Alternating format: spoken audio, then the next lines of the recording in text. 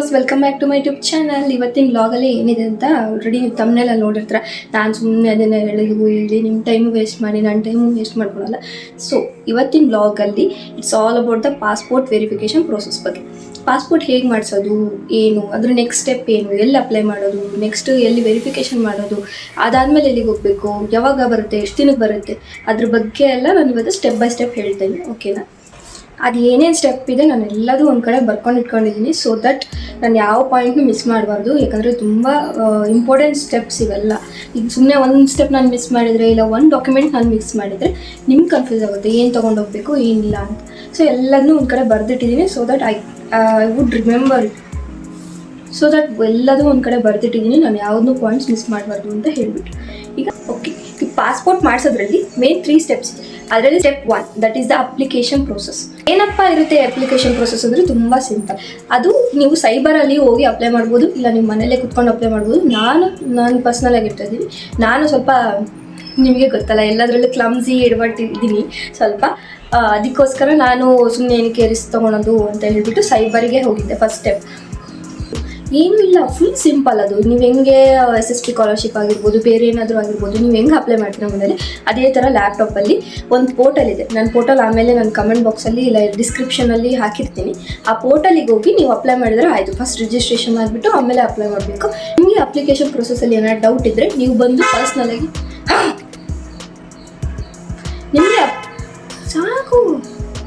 ನಿಮಗೆ ಅಪ್ಲಿಕೇಶನ್ ಪ್ರೊಸೆಸಲ್ಲಿ ಏನಾದರೂ ಡೌಟ್ ಇದ್ದರೆ ನೀವು ಬಂದು ನಂಗೆ ಪರ್ಸ್ನಲಾಗಿ DM ಮಾಡ್ಬೋದು ಇನ್ಸ್ಟಾಗ್ರಾಮಲ್ಲಿ. I will make sure that I will reply to everyone. ನಾನು ಅದೇನು ಇದೆ ಡೌಟ್ಸು ನಾನೆಲ್ಲ ಕ್ಲಿಯರ್ ಮಾಡ್ಕೊಡ್ತೀನಿ. ಅದು ಅಪ್ಲಿಕೇಶನ್ ಪ್ರೊಸೆಸಲ್ಲಿ ಏನಾದರೂ ಡೌಟ್ಸ್ ಇದ್ದರೆ ಅಥವಾ ಈ 3 ಸ್ಟೆಪ್ಸ್ ಏನು ಹೇಳ್ತೀನಿ ಅದರಲ್ಲಿ ಏನಾದರೂ ಡೌಟ್ ಇದ್ದರೆ ನೀವು ಬಂದು ನನಗೆ DM ಮಾಡಿದರೆ ನಾನು ನಿಮಗೆ ಕ್ಲಾರಿಫೈ ಮಾಡಿಕೊಡ್ತೀನಿ. ಅದಂತೂ ನಾನು ಅಶ್ಯೂರೆನ್ಸ್ ಕೊಡ್ತೀನಿ. ನೆಕ್ಸ್ಟ್ ಬಂದುಬಿಟ್ಟು ಓಕೆ, ಫಸ್ಟ್ ಸ್ಟೆಪ್ ಕ್ಲಿಯರ್ ಆಯಿತಾ? ಫಸ್ಟ್ ಸ್ಟೆಪ್ ಏನು ಮಾಡಬೇಕು, ನೀವು ಪಾಸ್ಪೋರ್ಟ್ ಮಾಡಿಸ್ತಿದ್ದೀರಾ ಅಂತಂದರೆ ಸೈಬರಿಗೆ ಹೋಗಿ ಅಪ್ಲೈ ಮಾಡಿಸ್ಬೇಕು. ಇಲ್ಲ ಬೇಡ ನಾನು ಮನೇಲೇ ಅಪ್ಲೈ ಮಾಡ್ತೀನಿ ಅಂದರೆ ದಟ್ಸ್ ಅಪ್ ಟು ಯು. ನೀವು ಮನೇಲೇ ಅಪ್ಲೈ ಮಾಡ್ಬೋದು. ನಾನು ಸೈಬರಲ್ಲಿ ನನ್ನ ಟೋಟಲ್ ಕಾಸ್ಟ್ ಎಲ್ಲ ಆಮೇಲೆ ಹೇಳ್ತೀನಿ. ಸೈಬರಲ್ಲಿ ನನಗೆ 150 ಚಾರ್ಜ್ ಮಾಡಿದರು. ಬೇರೆ ಕಡೆ ಎಲ್ಲ 200 ಇದೆ ಗೊತ್ತಿಲ್ಲ, ನಂಗೆ ಗೊತ್ತಿರೋರಾಗಿರೋದ್ರಿಂದ 150 ಚಾರ್ಜ್ ಮಾಡಿದರು. ಓಕೆ, ಏನು ಮಾಡೋಕ್ಕಾಗುತ್ತೆ, ಯಾಕಂದರೆ ನನಗೂ ಅದ್ರ ಬಗ್ಗೆ ಏನೂ ಐಡಿಯಾ ಇದ್ದಿಲ್ಲಲ್ವ. ಸೊ ನಾನು ಅದನ್ನು ತಿಳ್ಕೊಂಬಂದು ನಿಮ್ಗೆ ಹೇಳ್ತಾ ಇದ್ದೀನಿ. ಅದೇ ಥರ ನಿಮಗೆ ಇದೇ ಥರ ಮುಂಚೆ ಯಾವ್ದಾದ್ರು ಅಪ್ಲಿಕೇಶನ್ಸ್ ನೀವು ಹಾಕಿದರೆ ದಟ್ಸ್ ಓಕೆ, ನೀವೇ ಅಪ್ಲೈ ಮಾಡ್ಬೋದು. ಅದರಲ್ಲಿ ಅಪ್ಲಿಕೇಶನಲ್ಲಿ ಏನಾದ್ರು ನಿಮ್ಗೆ ಡೌಟ್ಸ್ ಇದ್ದರೆ ನಾನು DM ಮಾಡಿ I will sort it out. ಅದಾದಮೇಲೆ ಸ್ಟೆಪ್ 1 ಕ್ಲಿಯರ್ ಆಯಿತಾ? ಫಸ್ಟ್ ಅಪ್ಲಿಕೇಶನ್ ಹಾಕಬೇಕು. ಅಪ್ಲಿಕೇಶನ್ ಹಾಕಬೇಕಾದ್ರೆ ಅವರು ಸ್ಲಾಟ್ ಕೇಳ್ತಾರೆ ನಿಮಗೆ. ಯಾವತ್ತು ನೀವು ಫ್ರೀ ಇದ್ದೀರಾ ಆವತ್ತಿನ ದಿನ ನೆಕ್ಸ್ಟ್ ಸ್ಟೆಪ್ ಏನಿರುತ್ತೆ, ಪೋಸ್ಟ್ ಆಫೀಸಿಗೆ ಹೋಗಿ ನೀವು ವೆರಿಫಿಕೇಷನ್ ಮಾಡಿಸ್ಬೇಕು. ಓಕೆ, ಸ್ಟೆಪ್ 1ಅಲ್ಲಿ ನಾನು ಡಾಕ್ಯುಮೆಂಟ್ಸ್ ಏನು ತೊಗೊಂಡು ಹೋಗ್ಬೇಕು ಅಂತ ನಾನು ಹೇಳಿಲ್ಲ, ಮೆನ್ಷನ್ ಮಾಡಿಲ್ಲ. ಓಕೆ, ಈಗ ಮೆನ್ಷನ್ ಮಾಡ್ತೀನಿ. ಫಸ್ಟು ಬಂದುಬಿಟ್ಟು SSLC marks card, that is the compulsory one. SSLC marks card ಅದು ಒರಿಜಿನಲ್ ಇರಬೇಕು. ಯಾಕಂದರೆ ಅವ್ರು ಸ್ಕ್ಯಾನ್ ಮಾಡಿಬಿಟ್ಟು ಅಪ್ಲೈ ಮಾಡ್ತಾರಲ್ವ, ಇಲ್ಲ ನೀವು ಅಪ್ಲೈ ಮಾಡ್ತಿದ್ರಂದರೆ ಒರಿಜಿನಲ್ SSLC ಮಾರ್ಕ್ಸ್ ಕಾರ್ಡ್ ಇರಬೇಕು. ಅದನ್ನು ನೀವು ಅಪ್ಲೈ ಮಾಡಬೇಕಾದ್ರೆ ಯೂಸ್ ಆಗುತ್ತೆ. ಅದನ್ನು ಇಷ್ಟು MB ಅಂತ ಅದೇನೋ ಕನ್ವರ್ಟ್ ಮಾಡ್ತಾರೆ. ಅದು ಅಪ್ಲಿಕೇಶನ್ ಪ್ರೊಸೆಸಲ್ಲಿ ನಾನು ಹೇಳ್ತೀನಿ. ನಿಮ್ಗೆ ಏನೋ ಡೌಟ್ ಇದ್ದರೆ ನಾನು ಕೇಳಿ ಅದು ಅಪ್ಲೈ ಮಾಡಬೇಕು. ನೆಕ್ಸ್ಟ್ ಅದಾದಮೇಲೆ Aadhaar card is a mandatory one. ಅದರಲ್ಲಿ ನಿಮ್ಮ ಅಡ್ರೆಸ್ ನೀವು ಕರೆಕ್ಟಾಗಿ ನೋಡ್ಕೊಳ್ಳಿ. ನಂದು ಅಡ್ರೆಸ್ಸು ಸ್ವಲ್ಪ ಅಂದರೆ ಪರ್ಮನೆಂಟ್ ಅಡ್ರೆಸ್ ಆಗಲಿ ಪ್ರೆಸೆಂಟ್ ಅಡ್ರೆಸ್ ಆಗಲಿ ಸ್ವಲ್ಪ ಚೇಂಜ್ ಇತ್ತು. ಸೊ ನಾವು ಪ್ರೆಸೆಂಟ್ ಅಡ್ರೆಸ್ನ ಅದು ಸ್ವಲ್ಪ ಚೇಂಜ್ ಇತ್ತು, ಅದನ್ನು ನೋಡ್ಕೊಂಡು ನೀವು ಅಪ್ಲೈ ಮಾಡಬೇಕಾಗುತ್ತೆ. ಓಕೆ, ಅದನ್ನು ಅವ್ರು ಮಾಡ್ತಾರೆ ಸೈಬರಲ್ಲಿ. Then Aadhaar card is mandatory, SSLC marks card is mandatory. ಅದಾದಮೇಲೆ ಫೋಟೋಸ್ ನಿಮ್ಗೆ ಹೆಂಗಾದರೂ ಆಗಲಿ ಇಟ್ಕೊಂಡು ಹೋಗಿರಿ. ಅಪ್ಲಿಕೇಶನ್ ಹಾಕ್ಬೇಕಾದ್ರೆ ಸ್ಕ್ಯಾನ್ ಮಾಡಿ ಏನಾದ್ರು ಅಪ್ಲೋಡ್ ಮಾಡಿದ್ರೆ ಫೋಟೋನ ಅದನ್ನು ಮಾಡ್ತಾರೆ. Okay, photo. ಅದಾದಮೇಲೆ ಅಪ್ಲಿಕೇಶನ್ ಪ್ರೋಸೆಸ್ಸಿನ ಫೀಸ್ ಬಂದುಬಿಟ್ಟು ಅದು ಅವ್ರಿಗೆ ಕೊಡೋದಲ್ಲ, ಅಲ್ಲಿ ಅಪ್ಲೈ ಮಾಡಬೇಕಾದ್ರೆ ಹಾಕೋದು. ಅದು ಬಂದುಬಿಟ್ಟು 1500 ಏನೋ ಇದೆ. ಅದನ್ನು ನಾನು ಆಮೇಲೆ ಹಾಕ್ತೀನಿ. 1500 ಇದೆ, ಅದು ಮಿನಿಮಮ್ 1500 ನೀವು ಕೊಡಲೇಬೇಕು. ಅದು ಅಪ್ಲಿಕೇಶನ್ ಪ್ರೋಸೆಸ್ಗೆ. ಅದನ್ನು ಕೊಟ್ಟು ಅದಾದಮೇಲೆ ಅಪ್ಲೈ ಮಾಡಿಸಿದ್ಮೇಲೆ ಅವ್ರು ಸ್ಲಾಟ್ ಕೇಳ್ತಾರೆ. ನೀವು ಯಾವಾಗ ಫ್ರೀ ಇರ್ತೀರಾ, ನಿಮಗೆ ಯಾವಾಗ ಪೋಸ್ಟ್ ಆಫೀಸಿಗೆ ಅಂದರೆ ನಿಯರ್ ಬೈ ಪೋಸ್ಟ್ ಆಫೀಸ್ ಇರುತ್ತಲ್ಲ ಅದರ ಪೋಸ್ಟ್ ಆಫೀಸಿಗೆ ವೆರಿಫಿಕೇಷನಿಗೆ ಕೊಡ್ತಾರೆ. ನಿಮಗೆ ಯಾವಾಗ ಫ್ರೀ ಇರುತ್ತೆ ಆ ಸ್ಲಾಟ್ನ ನೀವು ಬುಕ್ ಮಾಡ್ಕೋಬೋದು. ಸ್ಲಾಟ್ ಬುಕ್ಕಿಂಗ್ ಬಗ್ಗೆನೂ ಹೇಳ್ತೀನಿ ನಾನು. ಸ್ಲಾಟ್ ಬುಕ್ ಮಾಡ್ಕೋಬೇಕಾದ್ರೆ ಬುಕ್ ಮಾಡಿದ್ದೀರಾ, ಹೋಗೋಕ್ಕಾಗಿಲ್ಲ, ಬೈ ಇನ್ ಕೇಸ್ ಹೋಗೋಕ್ಕಾಗಿಲ್ಲ, ಅದರಲ್ಲಿ 3 ಚಾನ್ಸಸ್ ಇರುತ್ತೆ. 3 ಚಾನ್ಸಸಲ್ಲಿ ನೀವು ಹೋಗ್ಬೋದು ಸ್ಲಾಟಿಗೆ ಅಂತ ನಾನು ಕೇಳ್ಪಟ್ಟಿದ್ದೆ. ಅದ್ರ ಬಗ್ಗೆ ಇನ್ನೊಂದ್ಸತಿ ಕನ್ಫರ್ಮೇಷನ್ ಮಾಡ್ಕೊತೀನಿ. ಬಟ್ ನಾನು ಕೇಳಿರೋ ಪ್ರಕಾರ 3 ಟೈಮ್ಸ್ ನಿಮಗೆ ಅವಕಾಶ ಇರುತ್ತೆ ಹೋಗೋಕ್ಕೆ ಸ್ಲಾಟ್ ಬುಕ್ಕಿಂಗ್ ಆದಾಗ. ನಾನು ಅಪ್ಲೈ ಮಾಡಿದಾಗ ನನಗೆ ಬೇಗನೆ ಬೇಕಿತ್ತು ಪಾಸ್ಪೋರ್ಟ್. ಸೊ 3 ದಿನವೇ ನಾನು ಸ್ಲಾಟ್ನ ಬುಕ್ ಮಾಡ್ಕೊಂಡಿದ್ದೆ. ಸ್ಲಾಟ್ ಬುಕ್ ಮಾಡ್ಕೊಳೋದು ಏನಿಲ್ಲ, ಆದರೆ ಅಪ್ಲಿಕೇಶನ್ ಪ್ರೋಸೆಸ್ ಹಾಕಬೇಕಾದ್ರೆ ಎಷ್ಟನೇ ದಿನ ಏನು ಯಾವಾಗ ಬೇಕು ಸ್ಲಾಟ್ ಟೈಮಿಂಗ್ಸ್ ಬುಕ್ ಮಾಡ್ಕೊಂಡ್ರೆ ಮುಗೀತು. ಆ ಟೈಮಿಂಗ್ಸಲ್ಲಿ ನಾನು ಮಾಡಿದ ತಪ್ಪು ಮಾತ್ರ ನೀವು ಮಾಡಿಬಿಡಿ. ಈಗ ಫಸ್ಟ್ ಸ್ಟೆಪ್ ಅನ್ಕೊಳ್ಳಿ, ಫಸ್ಟ್ ಸ್ಟೆಪ್ ಮುಗಿತಾ ಅನ್ಕೊಳ್ಳಿ, ನೀವು ಅಪ್ಲಿಕೇಶನ್ ಪ್ರೋಸೆಸ್ ಎಲ್ಲ ಮುಗೀತು, ಅಪ್ಲೈ ಮಾಡಿದ್ದೀರಾ, ಸ್ಲಾಟ್ ಬುಕ್ ಮಾಡಿದ್ದೀರಾ, ಓಕೆ. ಈಗ ಸ್ಟೆಪ್ 2 ಬರೋಣ, that is the post office verification process. Office verification process ಬಂತು ಅಂದರೆ ನಾವು ಪೋಸ್ಟ್ ಆಫೀಸಿಗೆ ನಾವೇ ಖುದ್ದಾಗಿ ನಾವೇ ಹೋಗ್ಬೇಕು. ನೀವು ನಿಮ್ಮ ಪೇರೆಂಟ್ಸ್ ಕರ್ಕೊಂಡು ಹೋಗ್ಬೋದು, ಇಲ್ಲ ನೀವೇ ಒಬ್ಬರೇ ಹೋಗ್ಬೋದು, ದಟ್ಸ್ ಅಪ್ ಟು. ಅವ್ರ ಪೇರೆಂಟ್ಸ್ ಬಗ್ಗೆನೂ ಸ್ವಲ್ಪ ಡೀಟೇಲ್ಸ್ ಕೇಳ್ತಾರೆ, ತೀರಾ ಎಲ್ಲ ಸ್ವಲ್ಪ ಬೇಸಿಕ್ ಡೀಟೇಲ್ಸ್ ಕೇಳ್ತಾರೆ. ಸೊ ಅಲ್ಲಿ ಏನಿರುತ್ತೆ, ನಂದು ಟೈಮಿಂಗ್ಸ್ ಬಂದುಬಿಟ್ಟು 11:30 ಇತ್ತು ಸ್ಲಾಟ್. 11:30 ಇತ್ತು, ಅಲ್ಲಿ ರಿಪೋರ್ಟಿಂಗ್ ಟೈಮ್ ಅಂತ ಇರುತ್ತೆ, ಅದು 11:30 ಇತ್ತು. ಅಲ್ಲಿ ಹೋಗ್ಬೇಕಿತ್ತು, ಆ ಸ್ಲಾಟ್ ಇತ್ತು. ನಾನೇನು ಅಂದ್ಕೊಂಡೆ 11:30 ಅಂತಂದರೆ ಒಂದು 1/4 ಗಂಟೆ ಮುಂಚೆ ಹೋಗೋಣ ಸಾಕು ಅಂತಂದು ಒಂದು 11:15 ಹೋದೆ. ಅಲ್ಲಿ 11:15 ಅಲ್ಲಿ ನೋಡಿದ್ರೆ ಫುಲ್ ರಶ್. ಸೊ ಇದೇ ನಾನು ಮಾಡಿದ ಬಿಗ್ಗೆಸ್ಟ್ ಮಿಸ್ಟೇಕ್. ನೀವೇನಾದರೂ ಪೋಸ್ಟ್ ಆಫೀಸಿಗೆ ಹೋಗ್ತಾ ಇದ್ದೀರ ಅಂದರೆ ಸ್ಲಾಟ್ ಪ್ರಕಾರ ಹೋಗ್ಬೇಡಿ, ಅದು ಸ್ಲಾಟ್ ಪ್ರಕಾರ ನಡೆಯಲ್ಲ. ಯಾಕಂದರೆ ಅಲ್ಲಿ ನೀವು ಸ್ಟಾರ್ಟಿಂಗ್ ಅದು ಪೋಸ್ಟ್ ಆಫೀಸ್ ಓಪನ್ ಆದ ತಕ್ಷಣ ಅಲ್ಲಿ ಯಾರು ಫ್ರೀ ಇರ್ತಾರೆ, ಅವ್ರು ಯಾರು ಬಂದಿರ್ತಾರೋ ಅವ್ರು ಡಾಕ್ಯುಮೆಂಟ್ಸ್ ಇಸ್ಕೊಂಡ್ಬಿಡ್ತಾರೆ. ಸೊ ಅದು ನಡೆಯುತ್ತೆ. ಸೊ ನೀವು ಆದರೆ ನಿಂಗೆ ಆಗೋದು ಬೇಡ. ಸೊ ನಾನು ನಿಮ್ಗೆ ಏನು ಸಜೆಸ್ಟ್ ಮಾಡ್ತಿದ್ದೀನಿ ಅಂದರೆ, ನಿಮ್ಮ ಸ್ಲಾಟ್ ಏನಾದರೂ 10, 9, 11 ಆ ಥರ ಇತ್ತು ಅಂದರೆ ನಿಮಗೆ ಯಾವಾಗ ಆಗುತ್ತೋ ಆದಷ್ಟು ಬೇಗ ಹೋಗಿ. ಯಾಕಂದರೆ ಅಲ್ಲಿ 3 ಸ್ಟೆಪ್ಸ್ ಇರುತ್ತೆ ಪೋಸ್ಟ್ ಆಫೀಸಲ್ಲಿ.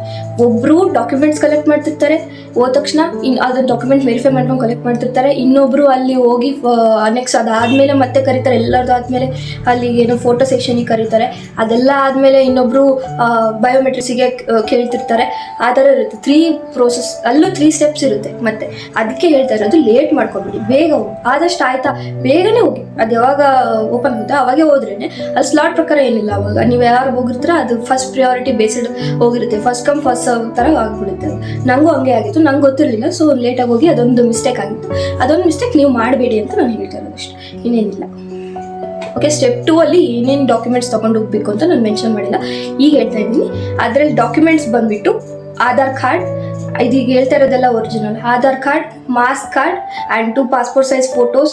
ಅದಾದಮೇಲೆ ನೀವು 18 ಅಂಡರ್ ಇತ್ತು, ಇಲ್ಲ ಸಣ್ಣ ಮಕ್ಕಳು ಇದ್ರು ಅಂದರೆ ಬರ್ತ್ ಸರ್ಟಿಫಿಕೇಟ್ ಬೇಕು. ನೀವು 18+, ನಾನು ಹೇಳ್ತಾ ಇರೋದೆಲ್ಲ 18+ ಅವರಿಗೆ. ಸೊ ನಿಮ್ಗೆ ಆಧಾರ್ ಕಾರ್ಡ್ ಇದ್ದರೆ ಸಾಕು. Aadhaar card is for the address verification process. ಅದು ನೀವು ಎಲ್ಲಿದ್ದೀರಾ ಏನು ಅಂತ ಅಡ್ರೆಸ್ಸಿಗೆ ಅಷ್ಟೇ, ಇನ್ನೇನಿಗೂ ಇಲ್ಲ. ಅದಾದಮೇಲೆ 10th marks card is for your name verification. ನಿಮ್ಮ ನೇಮು ಅದು ದೊಡ್ಡ ಮಿಸ್ಟೇಕಪ್ಪ ಎಷ್ಟೊಂದು ಜನದ್ದು.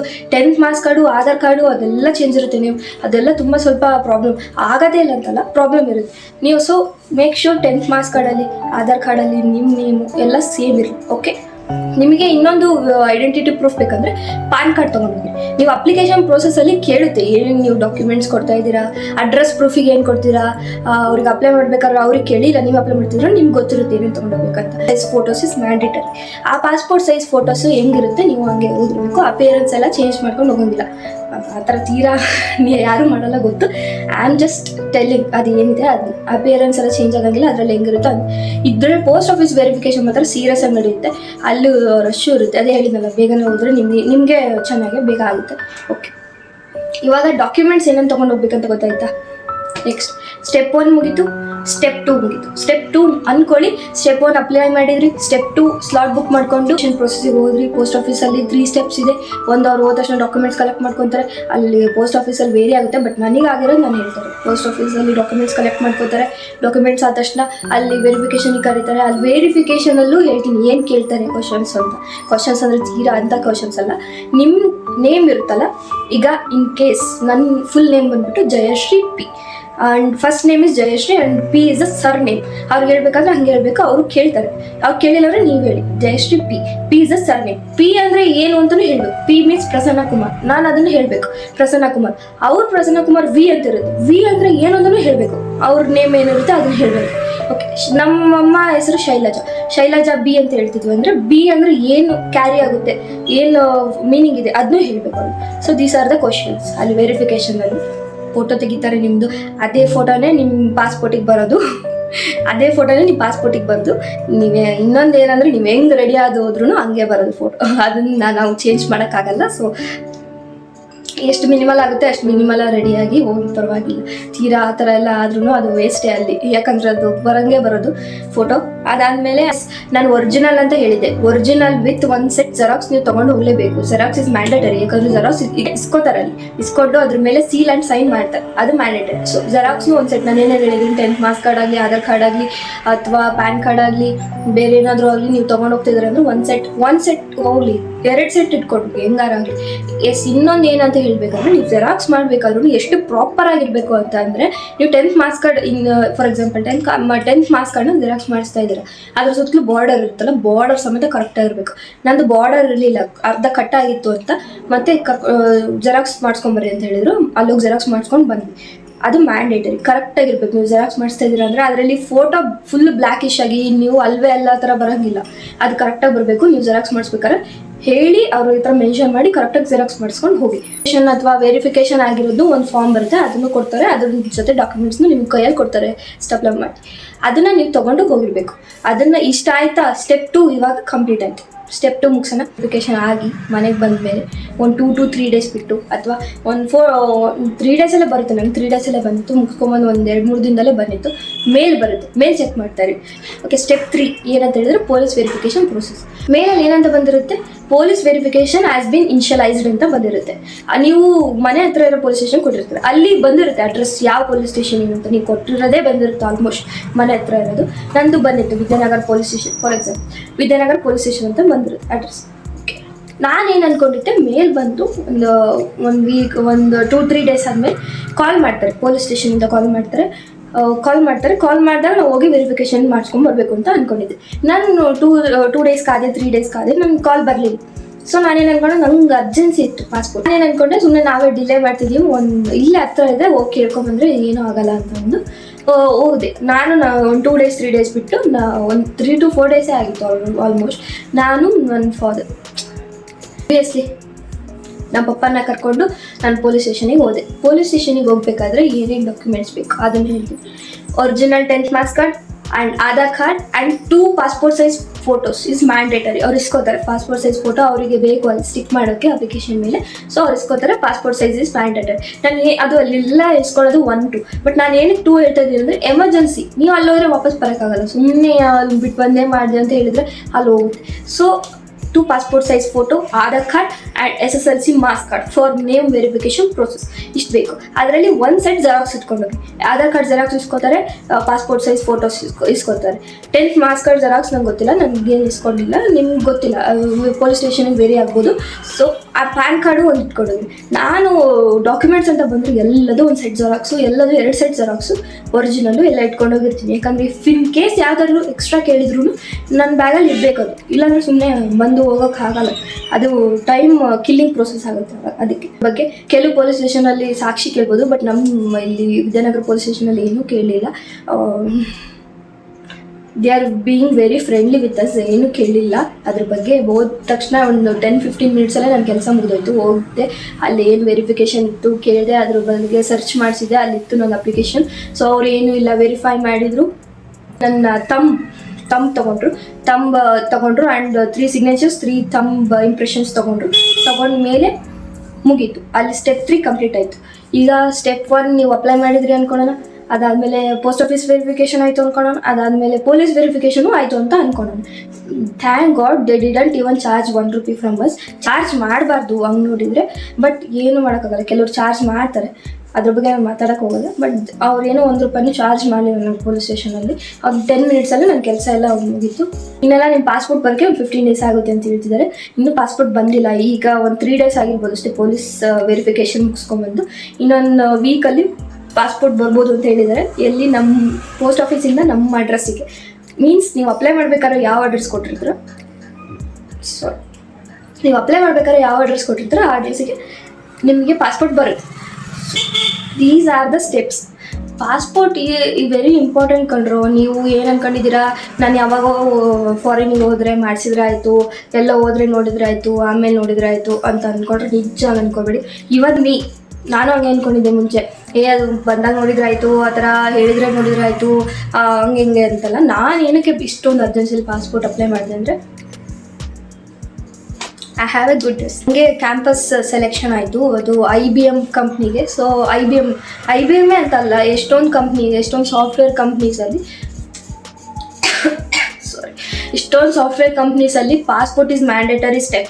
ಒಂದೊಂದು ಕಂಪ್ನೀಸಲ್ಲಿ ಅವರೇ ಅಪ್ಲೈ ಮಾಡಿಸ್ತಾನೆ, ಇನ್ನೊಂದು ಕಂಪ್ನೀಸಲ್ಲಿ ನೀವು ಜಾಯ್ನ್ ಆಗಬೇಕಾದ್ರೆ ಜಾಯ್ನಿಂಗ್ ಲೆಟರಲ್ಲಿ ಮೆನ್ಷನ್ ಇರುತ್ತೆ, ಇಲ್ಲ ನಿಮ್ಗೆ ಇನ್ಸ್ಟ್ರಕ್ಷನ್ಸ್ ಕೊಟ್ಟಿರ್ತಾರೆ ಅಲ್ಲಿ ಕಂಪ್ನಿಲಿ, ಅದ್ರಲ್ಲಿ ಮೆನ್ಷನ್ ಇರುತ್ತೆ ಪಾಸ್ಪೋರ್ಟ್ ಈಸ್ ಮ್ಯಾಂಡೇಟರಿ ಸ್ಟೆಪ್. ಯಾರೆಲ್ಲ ಸಾಫ್ಟ್ವೇರ್ ಫೀಲ್ಡಿಗೆ ಹೋಗ್ಬೇಕು ಅಂತಿದ್ರೆ, ಸಾಫ್ಟ್ವೇರ್ ಫೀಲ್ಡ್ ಅಂತಲ್ಲ, ಇನ್ನು ಎಷ್ಟೊಂದು ಫೀಲ್ಡ್ಸಲ್ಲಿ ಕೇಳ್ತಾರೆ ಮ್ಯಾಂಡೇಟರಿ. ಅದು ಏನಾದ್ರು ಚಾನ್ಸಸ್ ನಿಮಗೆ ಏನಾದರೂ ಆ ಥರ ಚಾನ್ಸ್ ಬಂದ್ರೂ ಪಾಸ್ಪೋರ್ಟಿಂದ ವಿತ್ಹೆಲ್ಡ್ ಆಗೋ ಚಾನ್ಸಸ್ ತುಂಬ ಇರುತ್ತೆ. ನಿಮ್ಗೆ ಏನಾರ ಹೊರಗಡೆ ದೇಶಕ್ಕೆ ಹೋಗಬೇಕು ಆ ಥರ ನಾನು ಪ್ರಮೋಟ್ ಮಾಡ್ತಾ ಇಲ್ಲ, ಹೇಳ್ತಾ ಇರೋದು ಅಷ್ಟೇ, ಹೋಗಿ ಅಂತ ನಾನು ಹೇಳ್ತಾ ಇಲ್ಲ. ಅವ್ರವ್ರ ಪ್ಯಾಷನ್ ಅದು, ಅವ್ರಿಗೆ ಯಾರಿಗೆ ಇಷ್ಟ ಇದೆ ಅಂತ. ನನಗಂತೂ ಇಷ್ಟ ಇದೆ ಹೋಗಬೇಕು ಅಂತ, ಅವ್ರವ್ರ ಪ್ಯಾಷನ್ ಅದು. ನಾನೇನು ಅದ್ರ ಬಗ್ಗೆ ಕಮೆಂಟ್ ಮಾಡೋಕ್ಕೆ ಹೋಗಲ್ಲ. ಇದೆಲ್ಲದು ಪ್ರೊಸೆಸ್ 1 ಮಂತ್ ಒಳಗಡೆ ನಡೆದಿದೆ ಅಷ್ಟೇ. ನೀವು ಯಾವಾಗ ಸ್ಲಾಟ್ ತೊಗೊತೀರಾ ಏನು ಅದು ನಿಮ್ಮ ಮೇಲೆ ಡಿಪೆಂಡು. ನೀವು ಬೇಗ ತೊಗೊಂಡು ವೆರಿಫಿಕೇಷನ್ ಎಲ್ಲ ಬೇಗ ಮಾಡಿಸ್ಕೊಂಡ್ರೆ ಅದು ನಿಮ್ಮ ಮೇಲೆ ಬಿಟ್ಟಿದ್ದು. ಹಾಗೆ ನೋಡೋದಾಗಿದ್ದರೆ ನಾನು ಈಗ ಹೇರ್ ಕೇರ್ ವಿಡಿಯೋ ಮಾಡಬೇಕಾಗಿತ್ತು, ಯಾಕಂದರೆ ಇನ್ಸ್ಟಾಗ್ರಾಮಲ್ಲಿ ಪೋಲ್ ಹಾಕಿದ್ದೆ ಯಾವ ವಿಡಿಯೋ ಬೇಕು ನೆಕ್ಸ್ಟ್ ಅಂತ. ಒಂದು ಹೇರ್ ಕೇರ್ ಇತ್ತು, ಇನ್ನೊಂದು ಮೀಶೋ ಹಾಲ್ ಇತ್ತು, ಇನ್ನೊಂದು ಹೀಟ್ಲೆಸ್ ಕರ್ಲ್ಸ್ ಅಂತ ಇತ್ತು. ಅದಾದಮೇಲೆ ಅದರಲ್ಲಿ ಜಾಸ್ತಿ ಓಟಿಂದ ಗೆದ್ದಿರೋದು ಹೇರ್ ಕೇರ್ ವಿಡಿಯೋ ಅಂತ. ಅದರಲ್ಲಿ ಇನ್ನೊಂದು ಏನು ಕಾಮಿಡಿ ನಗ್ತಾ ಇದ್ದೀನಿ ಅಂತಂದರೆ, ಒಂದು 5-6 ಜನಕ್ಕಿಂತ ಜಾಸ್ತಿನೇ ಹುಡುಗರು ಸಮೇತ ಪೋಲಲ್ಲಿ ವೋಟ್ ಮಾಡಿದ್ದಾರೆ ಹೇರ್ ಕೇರ್ ವಿಡಿಯೋ ಬೇಕು ಅಂತ. ಅದರಲ್ಲಿ ಹೌದು, ಅದರಲ್ಲಿ ಕಾಮಿಡಿ ಇಲ್ಲ, ಯಾಕಂದರೆ ಪಾಪ ಅವರು ಕೇರ್ ತೊಗೊತಾ ಇದ್ದಾರೆ ಅಂತ ಖುಷಿನೇ, ಅವರು ಸೆಲ್ಫ್ ಕೇರ್ ತೊಗೊತಾ ಇದ್ದಾರೆ, ಸ್ಕಿನ್ ಆಗಲಿ ಹೇರ್ಸ್ ಆಗಲಿ ಅಂತ ಒಂದು ಖುಷಿನೇ. ಸೊ ಹೇರ್ ಕೇರ್ ಮಾಡಬೇಕಾಯ್ತು, ಹೇರ್ ಕೇರ್ ವಿಡಿಯೋ. ಅದನ್ನು ನೆಕ್ಸ್ಟ್ ವ್ಲಾಗಲ್ಲಿ I make sure that I will post it out next vlog. ಪಕ್ಕ ಅದನ್ನು ಮಾಡ್ತೀನಿ ನಾನು. ಇಫ್ ಇನ್ ಕೇಸ್ ಅಪ್ಲಿಕೇಶನ್ ಪ್ರೊಸೆಸಲ್ಲಿ ಡೌಟ್ ಇತ್ತು, ಹೆಂಗೆ ಅಪ್ಲೈ ಮಾಡೋದು, ಏನು ಯಾವ ಪೋರ್ಟಲ್ಲು, ಅಥವಾ ಪೋರ್ಟಲಲ್ಲಿ ಅಪ್ಲೈ ಮಾಡಬೇಕಾದ್ರೆ ಅಲ್ಲಿ ಕೇಳುತ್ತೆ 30 pages 60 pages. ಆ 30 pages is more than enough. ಸುಮ್ಮನೆ 60 pages ಎಲ್ಲ ತೊಗೊಂಡು ದುಡ್ಡು ಖರ್ಚು ಮಾಡೋಕ್ಕೆ ಹೋಗಬೇಡಿ. 260 pagesಗೆ ಜಾಸ್ತಿ ಅಮೌಂಟ್ ಇರುತ್ತೆ. ತಾತ್ಕಾಲ್ ಅಂತ ಅಂದರೆ ತಾತ್ಕಾಲ್ ಅಂತಲೂ ಇರುತ್ತೆ ಆಪ್ಷನ್, ಅದನ್ನು ಬೇಗ ಬರಬೇಕು. ನೀವು ಪಾಸ್ಪೋರ್ಟ್ ಅಂದ್ರೂ ಅದು ಆಪ್ಷನ್ ಇರುತ್ತೆ, ಅದನ್ನು ಬೇಕಾಗಿಲ್ಲ, ನೀವು 1 month ಒಳಗೆ ಬರುತ್ತೆ. ಸುಮ್ಮನೆ ಫೋನಲ್ಲಿ ನೀನು ಒಂದು ಡಾಕ್ಯುಮೆಂಟಲ್ಲಿ ನೀವು ಅದನ್ನು ಸ್ಕ್ಯಾನ್ ಮಾಡಿ ಇಟ್ಕೊಂಡ್ರೆ ಎಷ್ಟು ಯೂಸ್ಫುಲ್ ಅಂದರೆ, ನೀವು ಯಾವಾಗ ಯಾರೇನು ಡಾಕ್ಯುಮೆಂಟ್ಸ್ ಕೇಳಿದ್ರು ನೀವು ಕೊಡ್ಬೋದು. ಸೊ ಅದು ಮ್ಯಾಂಡೇಟರಿ. ಓಕೆ, ನೀವು ಇಟ್ಕೊಂಡಿರಿ. ನಾನು ಯಾವಾಗಿಂದ ಅಂದರೆ ನಾನು 10th 11th ನಾನು ಈ ಥರ ಎಲ್ಲ ಡಾಕ್ಯುಮೆಂಟ್ಸ್ನೂ ಒಂಥರ ಸ್ಕ್ಯಾನ್ ಮಾಡಿಕೊಂಡು ಇಟ್ಕೊಂಡಿರ್ತೀನಿ ಯಾವಾಗಲೂ ಫೋನಲ್ಲಿ. ಯಾವ ಡಾಕ್ಯುಮೆಂಟ್ ಬೇಕಂದ್ರೂ ನನ್ನ ಫೋನಲ್ಲಿ ಪಕ್ಕ ಇರುತ್ತೆ. ನಾನು ಅಲ್ಲಿ ಮೋಟಿವೇಶನ್ ಕೊಟ್ಟು ಹೇಳ್ತಾ ಇರೋದು, ನೀವು ಬರೇ ಆಲೂಗಡ್ಡೆ ಆಗಿರಬಾರ್ದು, ಪಟ್ಟು ಫ್ರೆಂಚ್ ಫ್ರೈಸ್ ಆಗಿ ಇಡೀ ವರ್ಲ್ಡ್ನೇ ಅಕ್ವೈರ್ ಮಾಡ್ಕೋಬೇಕು. That is the main motivation in my vlog. ಅಂತ ನಾನು ವ್ಲಾಗ್ ಮುಗಿಸ್ತಾ ಇದ್ದೀನಿ. ಓಕೆ ಪೊಟ್ಯಾಟೋಸ್, ಬಾಯ್.